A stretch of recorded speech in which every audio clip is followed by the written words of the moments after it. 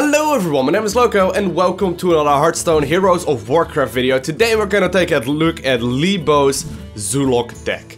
Now you might be wondering what is so special about Mr. Lebo. Well, Mr. Lebo, just the other day, a couple days ago, won the WCA and he won just under $100,000 in the finals using only this deck. He actually went completely undefeated using this Zoolock deck, and I wanted to go over the deck list because this might as well be the very ultimate, out of the ultimate Zoolock decks that is going around at the moment. Most Zoolock decks really run the same set of cards with maybe a couple of differences in here. There's a couple of things that are interesting about this one. First up, it runs only one Dark Iron Dwarf, which is kinda awkward because most decks will run two of them. Next, it has Loatheb in there, which is one of the strongest all-round cards in the game right now. And last but not least, something I personally find very interesting is the Ironbeak Owl. The Ironbeak Owl is obviously the one that silences any creature out on the board, and he uses them very aggressively, depending per matchup, but he uses them very aggressively compared to other decks, where you would sort of like save up the Ironbeak Owl for quite a while longer.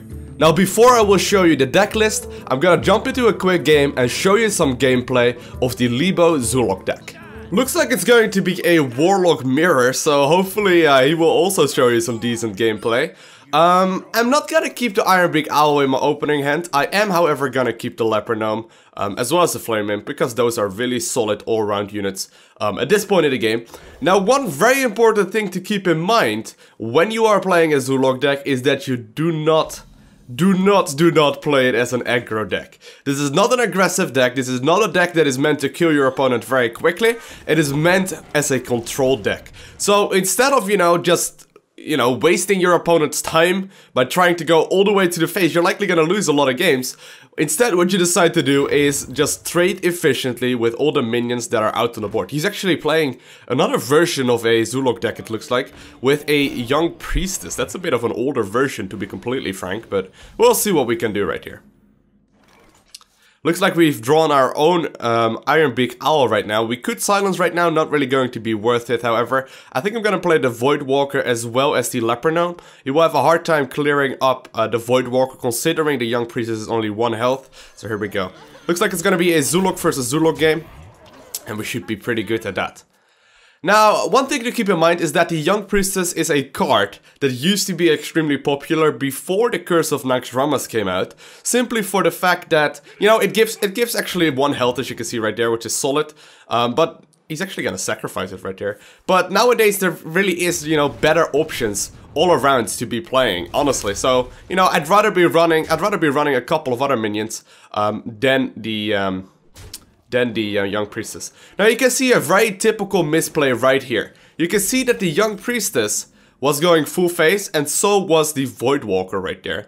He soul-fired my own Voidwalker, and he is going full face. Now this is one of the most common mistakes that you will see pretty much ever when playing versus another Zoolock player. So let's see how we're gonna clean this up. Usually the Harvest Golem is one of the best 3-drops you can go for. So either we run the Leper Gnome in that, or we just clean up the Young Priestess otherwise. Let's have a look at how we're gonna do this most efficiently. We could even silence it if we really wanted to, but that's not really mana efficient, and the Harvest Golem is really too good to not be playing right here. So what I'm gonna do, we're gonna deal some damage to his face, simply by getting rid of those 2 minions right there. I'm gonna end my turn. Now you can see the typical difference right here. He is playing full face, I am playing control. So hopefully everything will turn out well, and I will show you why control is most efficient. Now Ironbeak Owl is definitely gonna go down on the Harvest Golem. Reason for that, well, it will most likely kill him. I hope I will draw like a wolf or something. Ooh, an Undertaker. Okay, maybe the Undertaker changes things around a little bit. No, it won't actually. No, it won't. What we're gonna do, we're gonna simply life tap, and I'm gonna then play the Ironbeak Owl on the Harvest Golem. Now in Zoo v Zoo, there's really not that many targets for the Ironbeak Owl to begin with.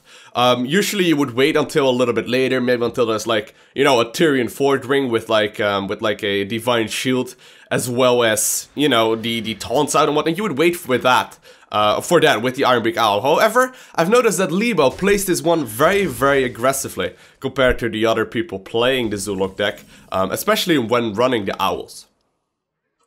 Right here we have a couple of different options. The Undertaker actually obviously benefits from both the Harvest Golem as well as the Nerubian Egg. We can't both play them right now. We can't you know, play both of them. So let's have a look how we're gonna do this. I could simply buff it up only once and play the Flame Imp with it.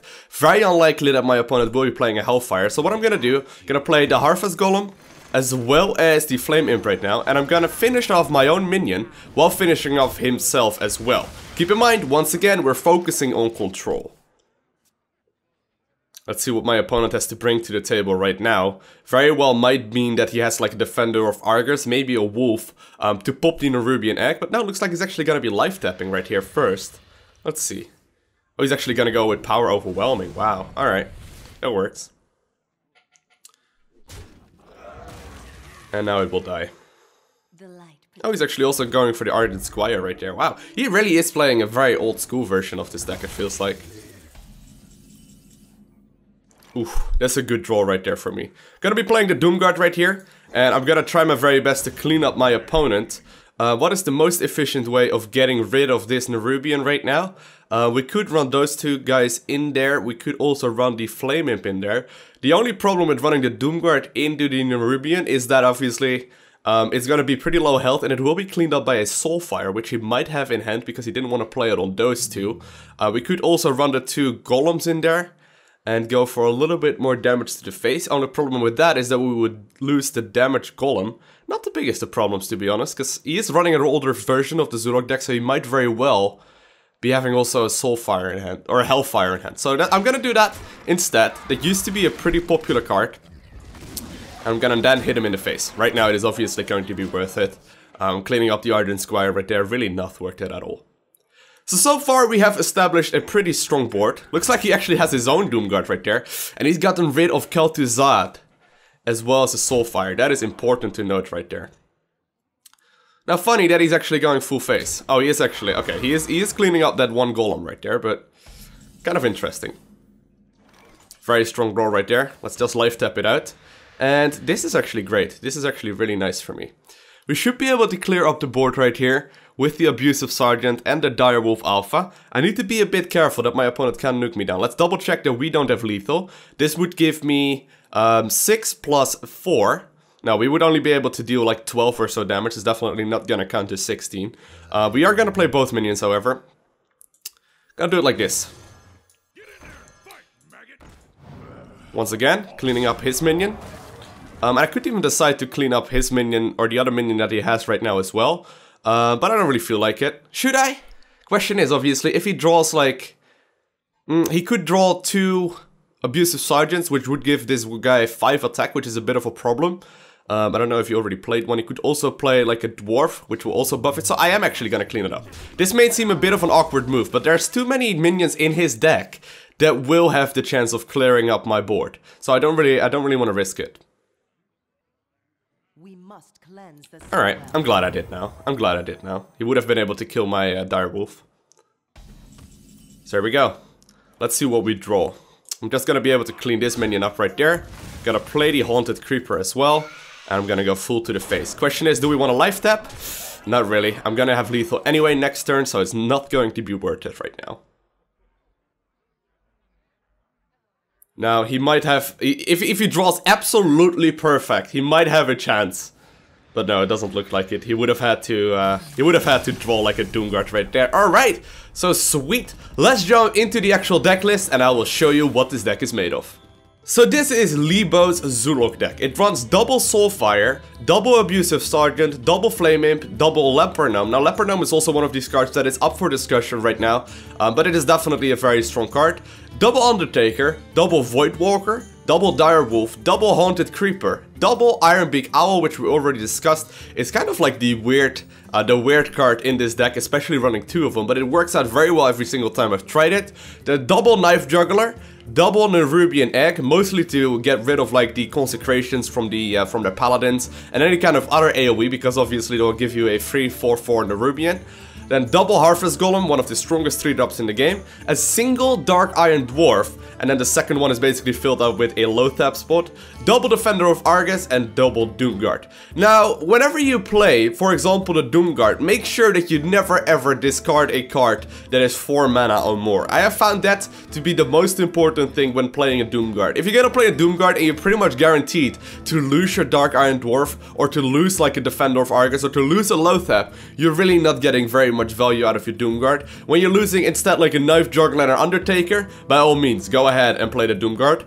Playing the Defender of Argus, most important to keep in mind with that card is that you play this one really defensively. Most of the time, I don't really play it until I notice that my opponent has just about lethal. Maybe next turn, I'm not completely sure that he might have lethal. At that point, I like to taunt up 2 minions, or if it just turns out to be a very favorable trade for you.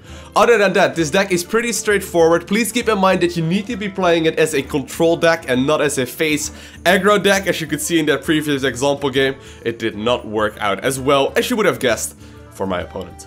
Other than that, if you have any questions, make sure you post them right below that like button in the comment section below. And also, if you enjoyed this video, make sure you hit that like button. If you didn't enjoy it, make sure you hit that dislike button. But whatever you do, make sure to subscribe, because you will be the very first one to get a notification when I upload another Hearthstone Heroes of Warcraft video. I want to thank you guys all for watching. Have an amazing day. Do not forget to smile, and I'll see you in the next one.